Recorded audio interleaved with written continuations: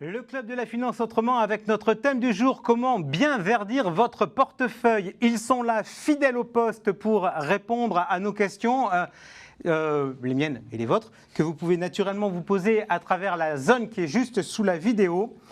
Avec nous, Aymeric Préaubert, associé fondateur de Sycomore Asset Management. Aymeric, bonjour. Bonsoir Jean-François. Juste petite question, parce que Sycomore, vous fêtez un anniversaire, enfin, comme tous les ans, mais un anniversaire important cette année. Oui, ça fait 20 ans que nous avons créé Sycomore, qui a démarré en 2001. Ok, avec nous également Olivier Guilloux, directeur de la gestion d'Ecofi. Olivier, bonjour. Bonjour Jean-François. Et également fidèle au poste, le directeur général délégué en charge des investissements de CPR Asset Management, Arnaud Faller. Arnaud, bonjour. Bonjour Jean-François. Allez, on attaque, on est ensemble jusqu'à 19h. On a plein de sujets, on va naturellement parler solutions d'investissement, voir comment on peut les intégrer dans une allocation d'actifs, mais on va essayer de rentrer tout ça dans un cadre plus global. Première question provoque. Quand on lit les différents rapports, notamment celui qui a été publié par l'ONU, est-ce qu'on n'est pas passé déjà complètement à côté de la plaque sur le sujet du climat, Aymeric Préaubert ? Je crois que c'est assez brutal, mais c'est malheureusement la stricte vérité. Ça a été publié il y a quelques jours. Des engagements ont été pris lors de la COP 21, il y a 5 ans à Paris. Alors certains pays, on le sait, sont sortis de ces accords, comme les États-Unis avec Trump. Mais je dirais, ce qui est dramatique, c'est que sur les 20 pays du G20, aucun ne prend le chemin et ne respecte les engagements qui ont été lancés il y a 20 ans. Et je crois même que si on prend l'ensemble des pays signataires, ils se comptent sur le doigt d'une main. Il y a la Zambie, ce n'est pas le plus gros émetteur de CO2 du monde et de loin. Donc oui, il faut appeler un chat un chat. Il y a des paroles, mais pour l'instant, il n'y a pas d'actes. Ok, la maison brûle et on ne fait rien. Jacques Chirac, oui. Vous partagez ce sentiment. Il y a urgence à se dire, les paroles, ça ne suffit plus, il faut des actes. Olivier Guillaume. Non, il y a beaucoup de choses qui ont été faites, mais il y a des retards qui ont été pris. La crise Covid n'a pas eu de phénomène d'hystérésis. Donc, effectivement, il y a des retards. Il y a pas mal de pays qui sont en retard. Je crois que l'Angleterre n'est pas très loin du compte, mais c'est un des rares pays. Mais voilà, donc non, le travail est devant nous. Oui, alors les parties prenantes, c'est vrai que les États ont pris des engagements, mais malheureusement, ils ne les tiennent pas toujours. Alors, c'est qui les autres parties prenantes ? Évidemment, c'est les entreprises et ensuite la sphère financière. Les entreprises commencent vraiment à bouger, c'est-à-dire qu'on n'est pas encore tous, évidemment, mais il y a certains quand même qui montent en puissance, qui prennent des engagements, donc il faut les saluer. Et puis côté finance, il y a quand même malgré tout un peu de l'alignement sur aussi bien les fonds de pension, les assureurs, les sociétés de gestion, et les banques un peu après, mais grosso modo, il y a une manifestation de dire oui, il faut qu'on fasse quelque chose parce que chaque jour qui passe fait que ce qu'il y aura à faire devant nous sera encore plus difficile. C'est-à-dire, si vraiment on ne prend pas les mesures maintenant, plus tard, ça sera dramatique. Il faut commencer plus tôt et s'y tenir. Alors, les investisseurs, vous parlez des sociétés de gestion. Je vais rester avec vous, Arnaud Faller. Je voudrais qu'on regarde un peu, et on va faire un tour de table pour voir les situations de collecte sur les produits qu'on va qualifier de climat dans vos offres. Est-ce qu'aujourd'hui, vous sentez une appétence et une réaction positive de la part des investisseurs sur ce thème ? Autrement dit, vous, par exemple, vous avez une gamme thématique. Est-ce que le climat est la thématique porteuse, l'une des thématiques porteuses, où on en est aujourd'hui ? Oui, c'est clairement l'une des 3 thématiques porteuses. Et donc, on avait lancé un fonds sur les actions internationales. On a complété la gamme sur la dette. Parce qu'évidemment, il faut mobiliser l'ensemble des sources de financement. Les fonds propres, les actions, mais aussi, évidemment, la partie dette. Et donc en zone euro, et puis on l'a complété aussi par des actions spécifiques à la zone euro pour avoir le statut PEable. Et en tout, effectivement, on compte quand même un certain succès parce qu'on a quasiment 1,5 milliard sur l'ensemble de ces stratégies. Et d'ailleurs, ça rejoint quand même le point quand on avait fait l'étude 2 fois en 2019-2020 et on va la faire en 2021, quand on interroge que ce soit les épargnants, les conseillers de banques privées ou les CGP, ils disent tous que à 66%, l'investissement responsable est de nature à renforcer la confiance. Et quand on les interroge sur le thème associé, ils mettent tous en avant clairement l'environnement et la lutte contre le réchauffement climatique. C'est les 2 premiers thèmes qui sont aussi bien pour les épargnants que pour les conseillers. Donc, clairement, c'est un des thèmes de prédilection. Ce n'est pas le seul, mais c'est quand même un thème de prédilection. Et vous sentez qu'il y a une dynamique ? Oui, parce qu'en fait, encore une fois, c'est le risque majeur, hein, quand même, in fine. Et les entreprises commencent vraiment, encore une fois, à le prendre en compte. Et c'est le risque majeur. Donc, on sent la dynamique. Ce n'est pas forcément linéaire, mais on sent clairement la dynamique. Ça atteint peut-être plus certaines fonctions de la population, mais clairement, c'est quand même quelque chose de assez puissant. Olivier Guillou, l'offre aujourd'hui, on va rester sur cette thématique de la souscription de la part des investisseurs. Déjà, question sur l'offre. Lorsque je regarde, il y a un produit qui porte clairement le nom, c'est Ecofi Agir pour le climat. Produit diversifié. Oui, donc c'est un produit qu'on a construit suite à la COP21 à Paris. Et donc c'est un produit qu'on a essayé de calibrer à la fois sur l'aspect, je rejoins ce qui a été dit, sur l'aspect capital et l'aspect dette. Donc c'est un produit diversifié qui a un des rares fonds qui a les triples labels, Solidaire, ISR et Greenfin. On y reviendra tout à l'heure. Et effectivement, de ce côté-là, avec l'émergence de la loi PAC, c'est un fonds qui retient l'attention et qui a de l'intérêt pour... Donc tout est climat, c'est analysé à la fois sur la partie action et sur la partie taux, vous mettez que des green bonds ? Bien sûr, c'est limité au green bond. Ok, il y a des réflexions parce qu'on se dit, on vous connaît sous l'approche solidaire, on se dit que le climat, c'est un peu en cohérence avec les valeurs d'Ecofi. Il y a des réflexions pour avoir d'autres produits chez vous ? Déjà, Ecofi, on s'intéresse au climat depuis déjà un certain temps. Dans notre politique ISR, on intègre ces problématiques. En septembre, là récemment, on a revu un peu notre politique, ce qu'on fait quasiment tous les ans. Et donc, on a pris des engagements très forts pour justement améliorer la dynamique climat et porter un message qui va dans le sens de la trajectoire et de la transition écologique et énergétique. Votre sentiment sur l'appétence des investisseurs sur cette thématique climat ? L'appétence, elle est assez forte, puisqu'il y a, en termes de marketing et en termes d'offres produits, il y a quand même beaucoup d'offres qui se présentent. Mais au-delà des fonds, je voudrais insister sur les investisseurs institutionnels qui nous confient des mandats institutionnels. Et de ce côté-là, le mouvement s'accélère, puisqu'il y avait des obligations réglementaires sur l'article 173 de publication d'indicateurs. Et là, on va vraiment dans le détail des investissements, donc ça s'accélère fortement. Parfait. Aymeric Préaubert, si on regarde aujourd'hui la dynamique de collecte chez vous, donc on connaît la gamme thématique, on a plein de produits, Happy at Work notamment. La solution verte, c'est ?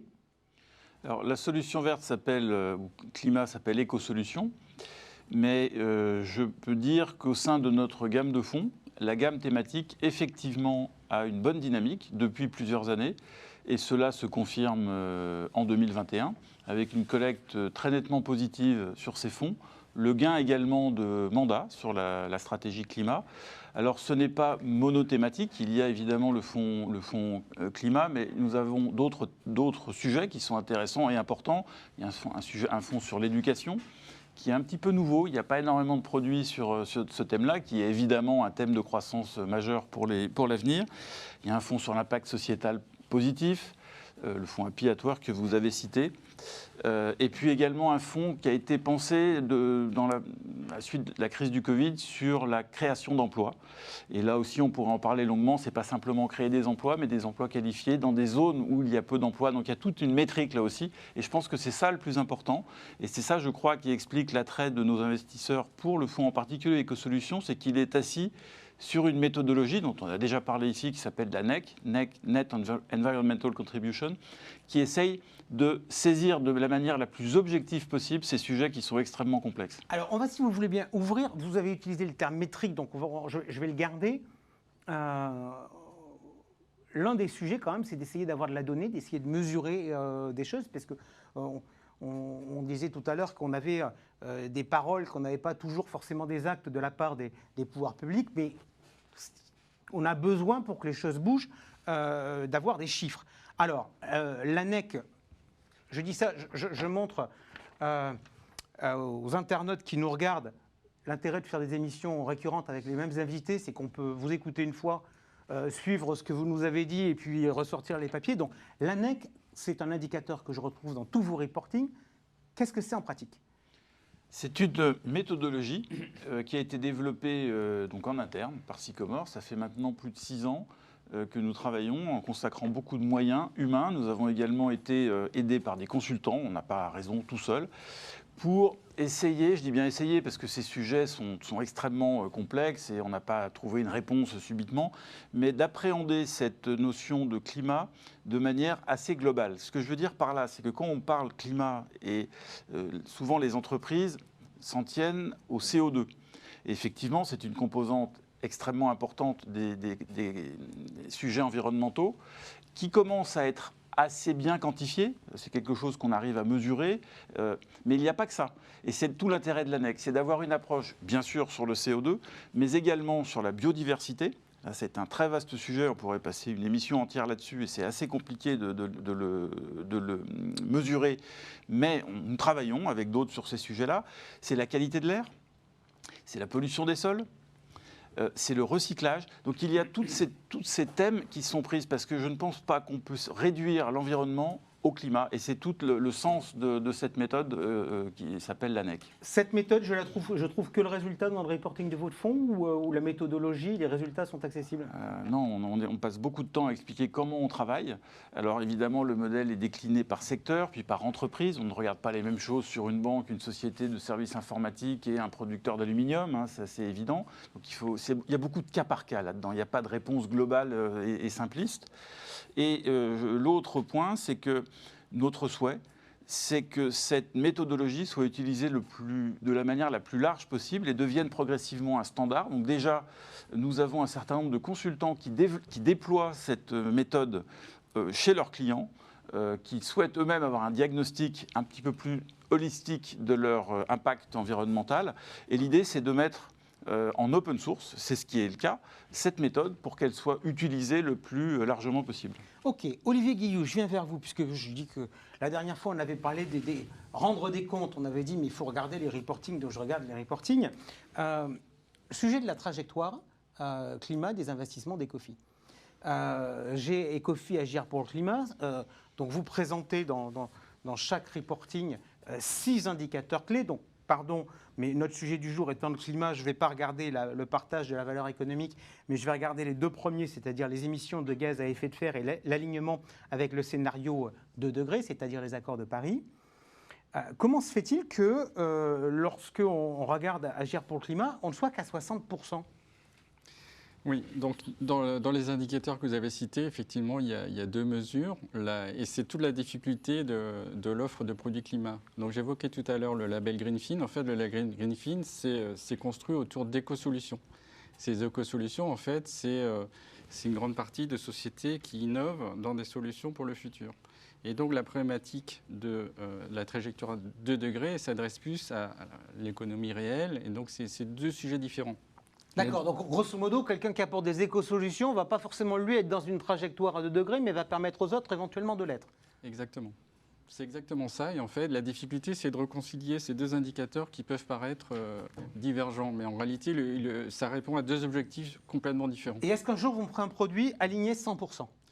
C'est l'objectif, en fait. Donc, dans notre offre produit, on a le fonds climat qui est labellisé, donc qui répond au cahier des charges Greenfin.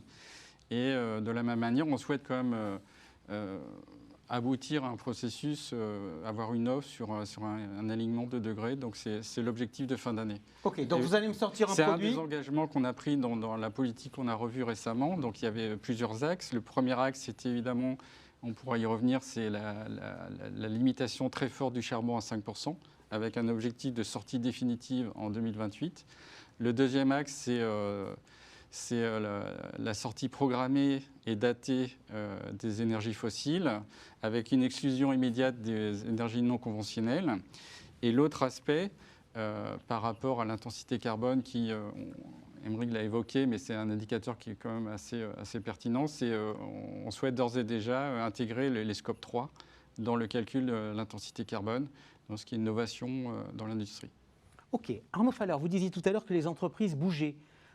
Quand j'entends un patron qui me dit oui, mon projet stratégique, c'est d'aller à la neutralité carbone en 2050, franchement, c'est crédible ou pas? Parce qu'en 2050, il ne sera plus là.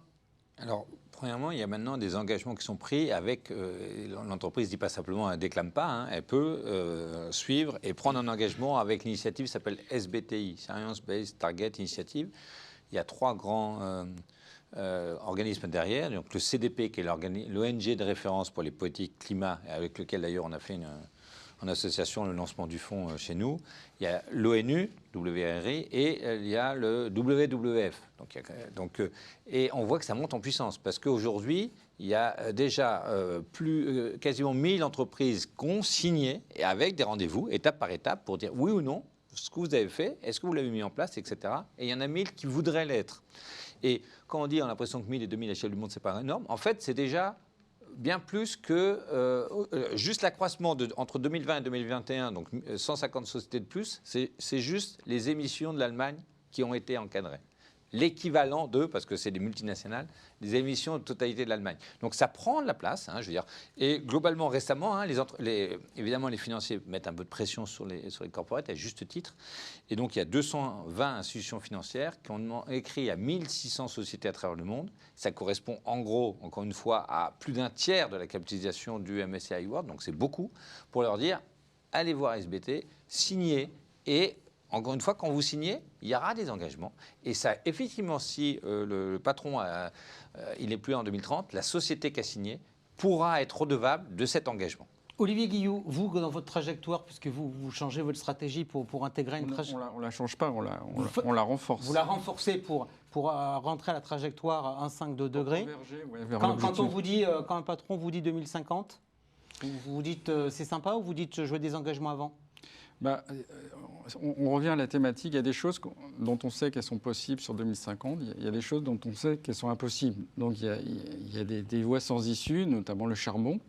Donc on a fermé cette voie sur le charbon. Après, on a besoin d'énergie de transition, dont on sait pertinemment qu'elles sont polluantes, mais on en a besoin pour justement accéder à cet objectif de 2050. Ok, on va revenir sur le sujet. Arnaud, je reviens vers vous pour vous poser une dernière question, parce que on entend beaucoup des mots qu'on comprend d'ailleurs pas toujours forcément. On entend parler d'intensité carbone et de budget carbone. Il faut raisonner comment et c'est quoi la différence ? Alors, c'est vrai que la planète, elle résonne, et le GIEC l'annonce, on a 300 gigatonnes à consommer, entre guillemets, d'ici 2050, d'ailleurs à 83% de probabilité. Et la planète, c'est bien ça. On n'a malheureusement pas plus de CO2 à consommer. Et donc, je trouve, nous, on a raisonné comme ça, et la dynamique de réduction de la trajectoire carbone, pour un portefeuille, il nous semble qu'il faut raisonner en absolu, parce qu'encore une fois, la planète, entre guillemets, s'en fiche de l'efficacité. À la fin, il y aura zéro moyen de faire plus que les 300 gigatonnes que j'ai mentionnées. Donc, certes, les entreprises peuvent être de plus en plus efficaces, mais malgré tout, c'est bien en budget, in fine, je trouve qu'il faut, en termes de dynamique, raisonner. L'intensité, on pourrait dire, oui, je suis mieux que les indices aujourd'hui. En revanche, si on veut projeter année après année, évidemment, si le 2050, mais il faut le faire des points d'étape tous les ans, tous les 5 ans, là, c'est bien du volume, parce qu'encore une fois, la planète, elle a un problème de volume de CO2 max à consommer. Aymeric Préaubert, une réaction ? Oui, moi je trouve effectivement qu'on a beaucoup de plans 2050 qui ne seront pas défendus bien évidemment par ceux qui les présentent aujourd'hui et pas assez de plans court, moyen terme précis. Donc il y a un internaute qui nous dit c'est beau de verdir, mais connaissez-vous une société sérieuse qui ne dit pas se soucier de l'environnement ? Vous dites 2050 c'est cool, mais ça serait mieux qu'on ait des plans un peu court terme. C'est pas cool, oui, c'est bien d'y arriver. Est-ce qu'on va y arriver ? Je ne veux pas être pessimiste, je suis réaliste. Aujourd'hui, on n'en prend pas le chemin. Je ne dis pas que ça ne va pas se faire, parce qu'il ne faut pas non plus tout voir en noir. Ce qui est positif quand même, c'est qu'aujourd'hui, tout le monde se saisit du sujet. Donc c'est déjà ça. Ce n'était pas le cas il y a 10 ans, encore moins 20 ans. Donc aujourd'hui, c'est central, il n'y a plus de remise en cause. Maintenant, je pense qu'il y a 2 points importants. Il faut qu'on rentre dans une étape effectivement beaucoup plus concrète. Plus concrète, ça veut dire des objectifs atteignables, quantifiables, à horizon 2025-2030, avec des comptes à rendre, des sanctions. Donc là aussi, je pense, potentiellement, pour ceux qui ne tiennent pas leurs engagements, parce que ce n'est pas parce qu'un CEO ne sera plus là dans 3 ans que l'entreprise, par exemple, ne doit pas tenir ses engagements. Donc encore faut-il que ça doit être respecté. Il y a un second point qui personnellement, me gêne un petit peu. C'est que je m'aperçois qu'il y a énormément d'entreprises qui mettent au premier plan de leur stratégie et ou de leur communication, à voir, mais qui ne sont pas les principaux problèmes du réchauffement climatique. Il y a des entreprises dans les ingrédients, dans les services qui parlent beaucoup de ça. C'est bien qu'ils prennent, mais ce n'est pas eux qui sont le cœur du problème. Le cœur du problème, c'est le pétrole, le ciment, l'acier, les matières premières. Et ça, on en est assez loin. Et donc ça, c'est ça que j'aimerais bien voir de manière plus forte, c'est-à-dire que les réels contributeurs au réchauffement climatique qui se saisissent et pour lesquels, évidemment, c'est beaucoup plus compliqué. Et puis le troisième point, c'est peut-être le plus important, c'est de réfléchir, et là je parle de notre communauté d'investisseurs, de finances au sens large, est-ce qu'il ne faudrait pas réfléchir à faire évoluer un petit peu la doctrine en ne disant pas, alors le charbon, on est tous d'accord, il faut l'arrêter tout de suite et on peut l'arrêter tout de suite, ou en tout cas les nouvelles capacités, ce qui n'est malheureusement pas le cas, et même en Europe, c'est ça qui est dramatique. Donc ça, on peut l'arrêter, les nouvelles tout de suite. Ce qui serait important, c'est de se dire, finalement, pour qu'une pétrolière soit neutre en 2050, ça nécessite des centaines de milliards d'investissements. Est-ce que la finance au sens large ne doit pas accompagner ceux qui s'engagent réellement, de manière sincère dans cette démarche? Parce que je ne suis pas en train de dire qu'il faut acheter des valeurs pétrolières dans les portefeuilles, ce n'est pas ça. C'est d'orienter des investissements dans des sociétés qui vont réellement se transformer, parce que sans argent, on ne pourra pas la faire, cette transition. Alors, on va lancer ce débat, si vous le voulez bien. Je vois qu'Arnaud réclame la parole, je vais lui donner tout de suite. On va lancer ce débat autour... J'ai bien entendu, Aymeric, l'argument qui consistait à dire, il y en a, on amuse la galerie, parce que grosso modo, ils font des trucs, mais de toute manière, leur activité est tellement peu problématique dans l'écosystème que finalement, le fait qu'ils parlent, ça ne change pas grand-chose. Donc vous avez cité un certain nombre de secteurs. Je vous propose qu'on parle du secteur de l'énergie, parce qu'on a des questions. On a une question qui est, quelle est votre analyse sur la flambée du coût de l'énergie? Moi, j'ai une question, même pas financier, mais j'entends le discours en disant mais toutes les parties prenantes prennent conscience de tout ça. Ben, enfin, pardon, messieurs, soyons sérieux. Vous avez une flambée des prix du pétrole actuellement. Tout le monde est en train de gueuler parce que les prix du pétrole augmentent. On devrait dire ben, les prix du pétrole augmentent. Si vraiment on voulait défendre le climat, eh ben voilà, c'est comme ça. Ça a un coût. Et il ne faudrait pas que le gouvernement passe son temps à essayer de trouver des solutions pour dire finalement, on va tenter de limiter le mouvement. Est-ce qu'on n'a pas une sorte de schizophrénie? Je rebondis sur votre histoire d'exploration. En introduction, on dit, ouais, le rapport de l'ONU, il montre qu'on est complètement passé à côté de la plaque, qu'on a complètement dérapé. Est-ce qu'à un moment, il ne faut pas dire stop?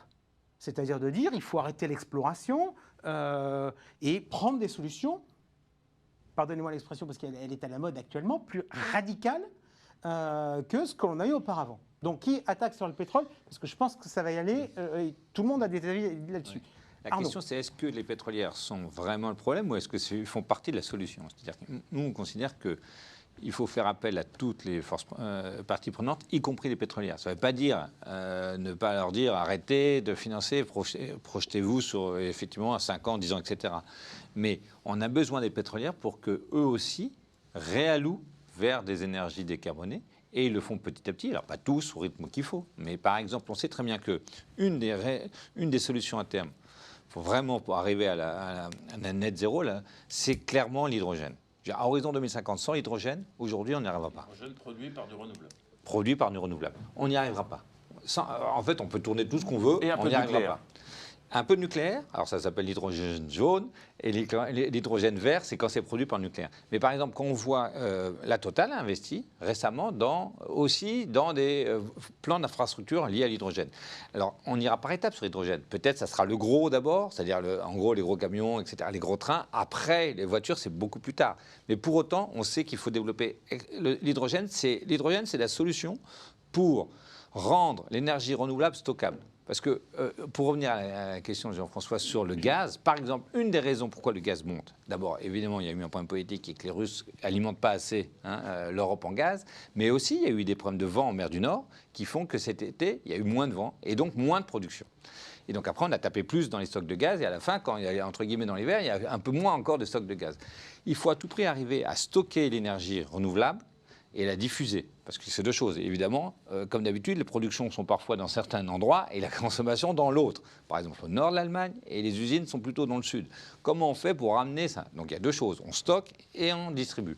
Et bien l'hydrogène, c'est pour ça que les Allemands... Mais la bonne nouvelle, c'est que l'Europe a compris. Les Américains, pas encore. Mais l'Europe a compris et fait des plans de financement d'hydrogène de manière massive. Parce qu'encore une fois, sans hydrogène, on n'ira pas. Et alors, évidemment, l'hydrogène vert, à terme, peut-être faut commencer par l'hydrogène bleu. L'hydrogène bleu, c'est quoi? C'est malgré tout, on utilise du carbone pour craquer le méthane, en gros pour produire l'hydrogène, mais on stocke après, on peut capter le CO2 issu de cette opération chimique, et ensuite le capter, et donc ça s'appelle l'hydrogène bleu. Olivier Guillot, j'ai bien entendu que vous n'étiez pas du tout fan du charbon. Comment on gère le dossier pétrole? Est-ce qu'il faut arrêter l'exploration?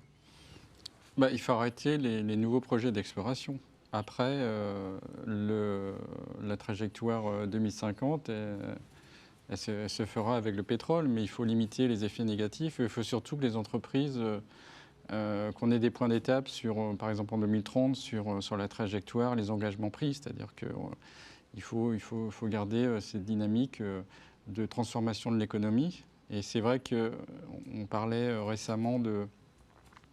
Lorsqu'on traite d'une manière générale la problématique climat en tant qu'investisseur, il y a une solution très simple d'avoir des bonnes performances et des alignements à 2 degrés, c'est d'éviter ce qui salit ou ce qui pollue. Mais ça ne répond pas à une solution globale. Donc la question, c'est aussi de financer la transformation de l'industrie et les efforts budgétaires, les plans d'investissement des États doivent contribuer à cet état. Il y a aussi un problème, c'est que le temps des prix de l'énergie n'est pas du tout le temps de l'évolution du mix énergétique et de la transition. Il y a exactement 1 an et demi, le baril de pétrole aux États-Unis avait un prix négatif. Alors ça n'a pas duré longtemps, mais ça montre un petit peu la stupidité des prix à court terme. Là, le gaz a atteint un niveau encore historique, le pétrole a dépassé les $80. Donc face à ça, est-ce qu'il faut stopper tout de suite les nouvelles productions? Là, je ne pense pas, parce que, en tout cas, pour les 10 ou 20 ans qui viennent, je ne dis pas les 50 ans qui viennent, mais les 10 ans qui viennent, c'est factuel. La consommation de pétrole, elle est stable, voire légèrement décroissante dans les économies développées, mais elle continue de progresser dans le reste du monde. Et donc, globalement, le monde consomme plus de pétrole et en consommera plus dans 5 ans. Alors, par exemple, le Covid avait fait une baisse très forte, mais c'est parce que tout était arrêté. Mais dès 2022, on va dépasser le record de 2019. Donc face à ça, si les pétroliers, je dirais les big oil, ne font rien, ça va être les sociétés nationales, qataries, saoudiennes, qui vont faire le lien. Et avec... en parallèlement, des crises majeures sur le prix, bien pire que ce qu'on peut voir en ce moment. Donc mon point n'est pas de dire continuons à forer, ce n'est pas un problème, c'est de dire malheureusement cette transition se joue sur des décennies et sur les 5, 10, 15 ans qui viennent, on a besoin, alors après il faut évidemment choisir les projets, c'est pas faire du non conventionnel, c'est d'essayer, mais on a besoin de cette poursuite de production parce que si on ne fait rien, on le sait aussi, c'est mécanique, un champ de pétrole, il s'épuise chaque année de 3, 4, 5, ça dépend des zones, 7, des fois c'est 15%.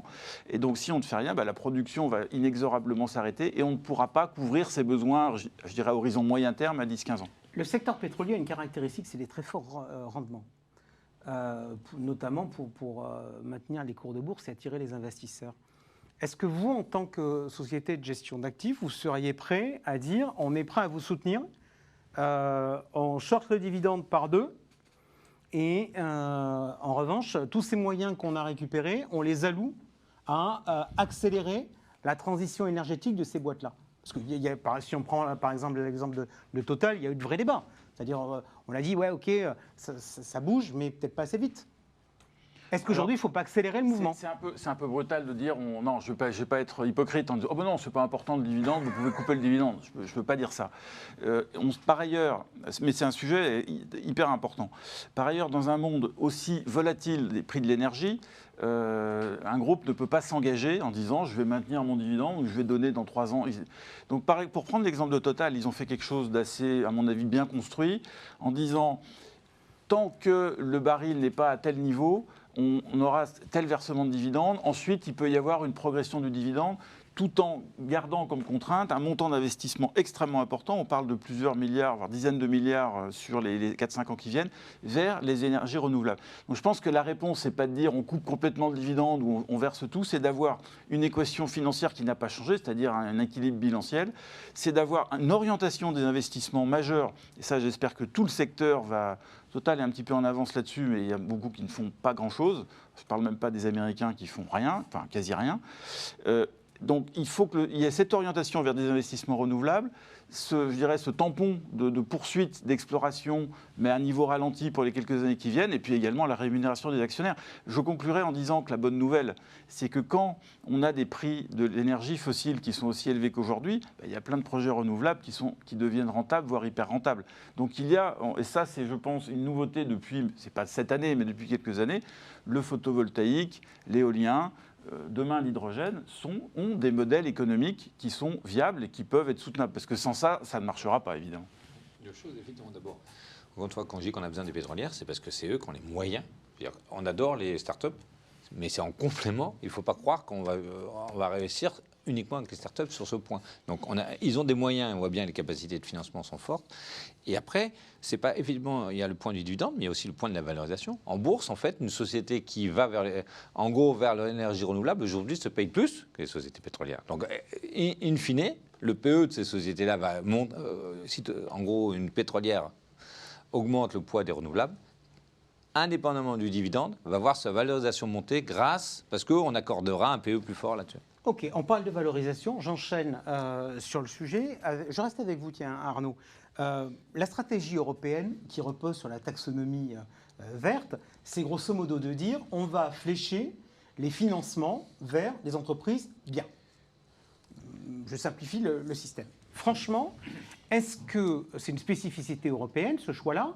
Est-ce que ce choix, ça a du sens quand on est dans un environnement à taux zéro? C'est-à-dire, est-ce que finalement, la réduction du coût du capital et du coût du financement via la taxonomie est suffisante, ou est-ce que finalement, dans l'environnement de taux zéro, ça pèse que dalle?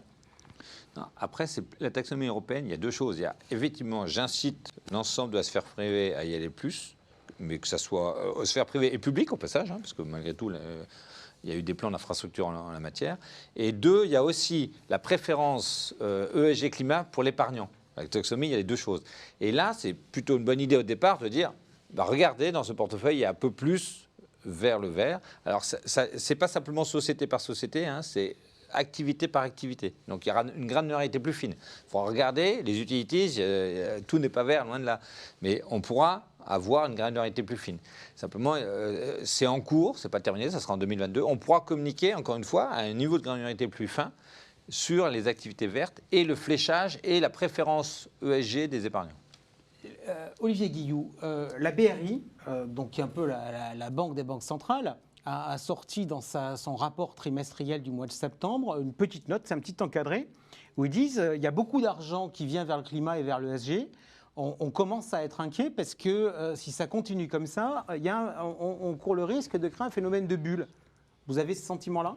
Bon, on l'a un peu connu l'année dernière avec les afflux de liquidités sur les ETF. Ça s'est un peu résorbé, mais globalement, c'est pas le deal de l'année, c'est un deal 2050, donc ça va se réguler. Après, effectivement, il y a ce qu'il faut éviter, c'est que on ait des greenwashing finalement.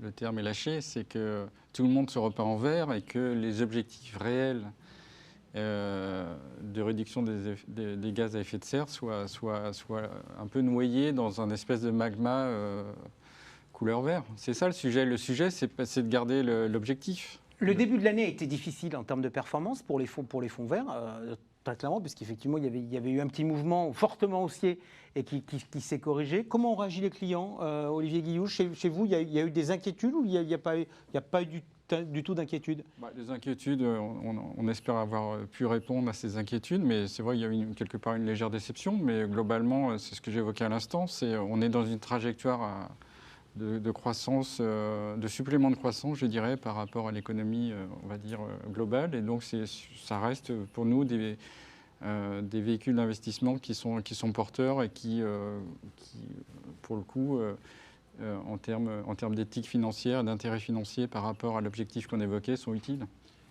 Il y avait clairement une bulle, hein, comme vous l'avez dit, en fin d'année dernière, début d'année, sur les startups, justement, sur les pure players.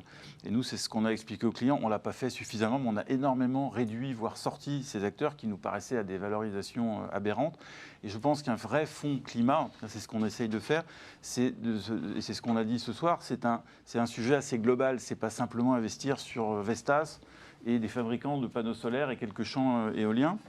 Parce que c'est une réponse globale. Et donc, c'est avoir des sociétés qui sont dans la rénovation des bâtiments, c'est des sociétés éventuellement, pas éventuellement, dans la mobilité. Donc, c'est énormément. Et comme on vient de le voir, il y a des acteurs qui sont extrêmement chèrement valorisés et d'autres qui sont... Et donc, il faut essayer. Alors, c'est pas facile à faire. Et puis, le dernier point, c'est que dans toute révolution, et c'en est une, il y a énormément d'argent qui s'investit pour de bonnes raisons, mais aussi avec de l'effet de mode. Et il y a des perdants, donc il faut être extrêmement sélectif. Dans l'Internet, il y a 20 ans, aujourd'hui, c'est tout ce qu'on pouvait dire, c'est fait. Mais il y a eu beaucoup d'argent perdu dans des startups complètement bidons. Et aujourd'hui, dans le vert, il faut aussi le dire, il y a aussi des startups massivement survalorisées qui ne délivreront pas à l'avenir. Mais ça, au moins, c'est quand même bien qu'il y ait de l'argent sur ce thème parce qu'il faut qu'on avance. Alors, il est 58, on va déborder un tout petit peu, je le dis tout de suite, mais malgré tout, il y a 2 points, puisque vous parliez de gestion. J'ai une question à vous poser. Il y a Euronext qui lance un indice, qui est l'indice CAC 40 ESG, qui est composé de 40 valeurs. De mémoire, l'autre jour, moins de 6 mois après le lancement de l'indice, il y a eu 5 changements dans l'indice, ce qui n'est pas tout à fait neutre en nombre de valeurs. Est-ce qu'un portefeuille climat et un portefeuille ESG a vocation à plus ou moins tourner qu'un portefeuille traditionnel? Aymeric Préaubert, votre sentiment? Alors pour moi, il a aucune vocation à tourner plus. Alors ensuite, chaque gérant a ses styles de gestion. Nous, on essaye de ne pas trop bouger parce que quand on investit, on a une optique à long terme. Après, les cours de bourse étant ce qu'ils sont, si un cours de bourse explose, on réduit, s'ils se fondent beaucoup. Donc je ne vous dis pas qu'on ne bouge pas. Mais un fonds ESG, à mon avis, a vocation à plutôt moins tourner parce qu'on parle de sujets de très long terme, sur plusieurs décennies. Donc quand on a choisi une entreprise qui développe cette stratégie, je ne vois pas de raison de faire tourner le portefeuille. Olivier Guillou. Non, d'un point de vue gestion, ce qui prime, c'est la politique de gestion et les actions du gérant. Là, on parle d'un indice finalement. Donc un indice qui oui, c'est assez surprenant qu'il y ait une telle rotation dans cet indice au bout de 3 mois. Oui. Ok. Bon, je pense que l'une des raisons, c'est que les notes ont été revues par le prestataire qui donnait la notation. Arnaud Faller. Moi, je dirais que c'est autant qu'un portefeuille classique. Tout va dépendre évidemment de la fréquence de revue de l'analyse, mais évidemment sur le climat, a priori, on va plutôt regarder au minimum une fois par an, mais on ne va pas regarder tous les mois parce que les politiques mises par les sociétés ne bougent pas, heureusement, à cette fréquence-là. Ok. L'objectif, c'était de verdir mon portefeuille. On termine avec, pour chacun d'entre vous, des questions simples. Je vous donne les noms de produits de chez vous et vous me répondez si c'est plutôt des produits qui ont des biais value ou valeur de croissance. J'ai entendu des mots quelquefois qui avaient des biais, mais je voudrais le vérifier auprès de tout le monde. Et comment on l'intègre dans une allocation d'actifs? Est-ce que ce sont des produits qui sont des produits cœur de portefeuille ou est-ce que ce sont des produits de diversification en satellite? Qu'est-ce que je suis en train de vous regarder à nos faire? Je commence avec vous. Climate Action, la partie equity international.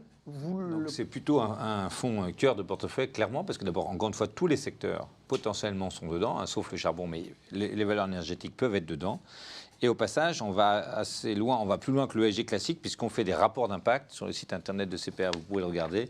Il y a des rapports d'impact qui, effectivement, on donne les métriques, une série de métriques où on s'engage et on montre l'évolution année après année. Ok, vous nous aviez dit également que vous aviez lancé un fonds européen.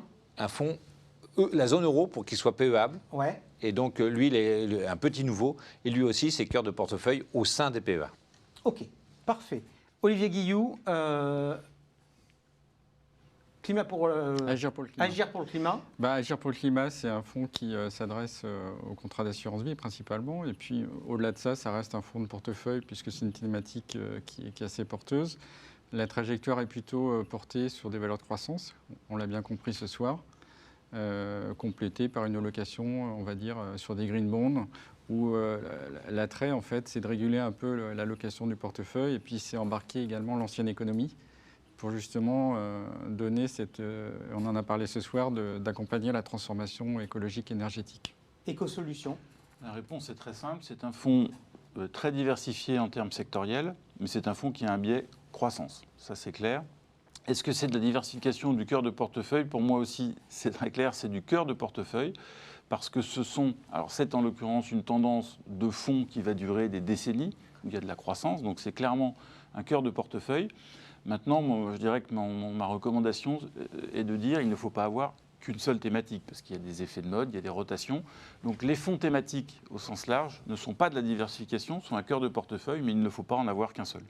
Ok, merci à tous les trois d'avoir répondu à ces questions. Je conclurai avec un message à votre attention. On m'a dit, pour commencer ce débat, que finalement, les pouvoirs publics et les politiques avaient annoncé beaucoup de choses et n'avaient pas fait grand-chose. On va être clair, si on veut que les choses changent, nous faisons partie des parties prenantes. C'est aussi peut-être à nous d'essayer de faire bouger les choses. Merci d'avoir